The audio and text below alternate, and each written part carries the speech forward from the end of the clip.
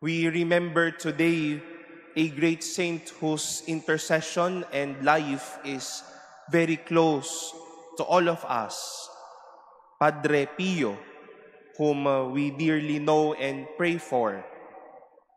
During his lifetime, more than his devotion to the Holy Eucharist and to one thing that he is famous for, which is his reception of the stigmata, like John Vianney and the rest of the saints, Padre Pio spent hours hearing confessions of his faithful.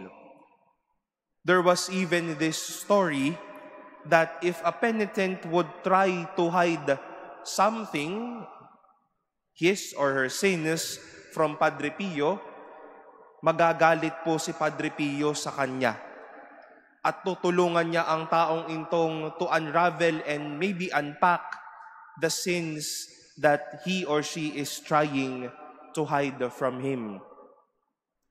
Not only during his presence, not only with his presence during confessions, we know as well how deep was his faith.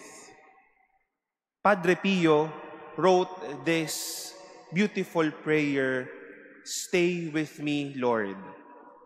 And maybe as we continue the day, you may have the luxury of time, try to see and even pray that prayer, "Stay with me, Lord." A prayer after communion or a prayer as we end a day.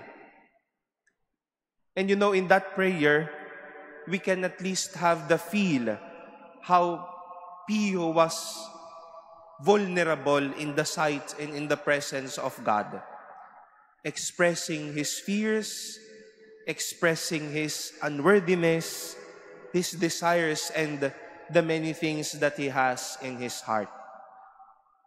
For Padre Pio, life is not about concealing something.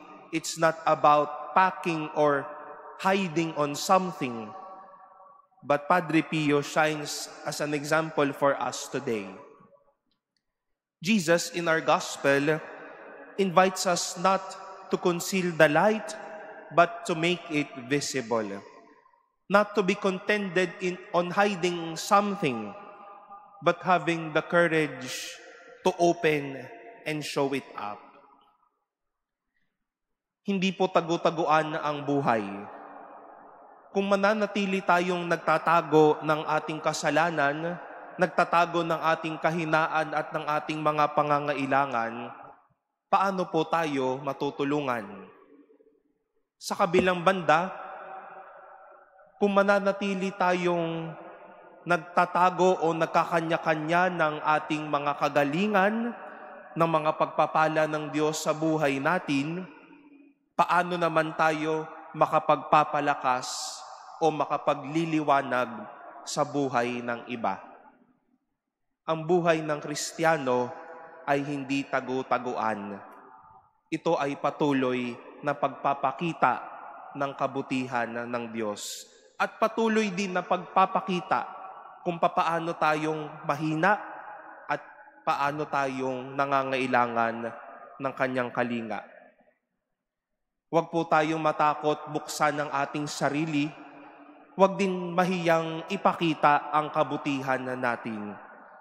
There is nothing to be afraid of when we show our weakness. There is indeed nothing to be afraid of, even when we manifest the goodness that we all have. God is there to help us in our weakness.